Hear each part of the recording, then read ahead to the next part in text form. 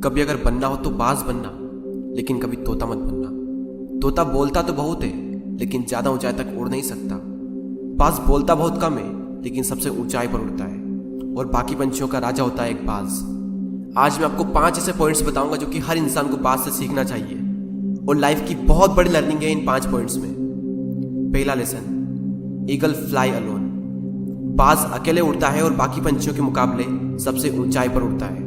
बाज अकेले उड़ेगा, लेकिन कभी भी चिड़िया और छोटे पंछियों के साथ नहीं उड़ेगा। बाज हमेशा या तो बाज के साथ उड़ता है या फिर अकेला उड़ता है। और इस समय यह सीख मिलती है कि छोटी सोच वाले लोगों से हमेशा दूर रहें और अकेले रहो, क्योंकि यही वो समय है जब खुद को जानने का असली मौका मिलता है।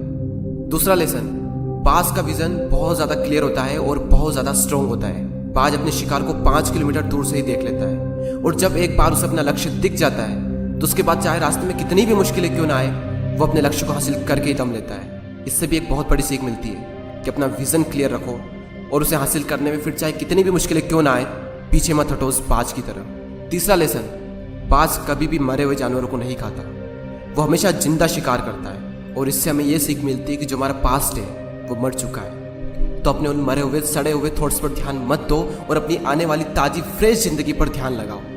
अपने पास्ट की पुरानी यादें जो तुम्हें तंग करती है, उन्हें वहीं रहने दो जहां पर उसकी जगह है, और तुम्हारे पास्ट की जगह है तुम्हारे पास्ट में, उसे वर्तमान में जगह मत दो।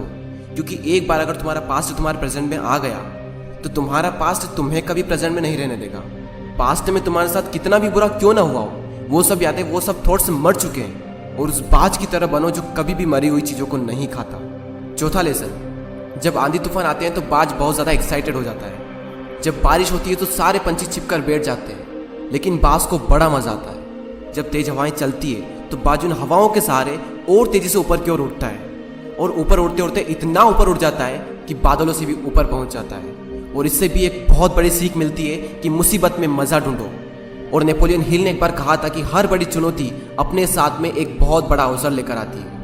तो उस बाज की तरह तुम भी अपने अवसर को पहचानो, और जिस दिन तुमने अवसरों को पहचान लिया तो सारी मुश्किलें तुम्हारे नीचे होगी और तुम उन मुश्किलों के ऊपर होगे।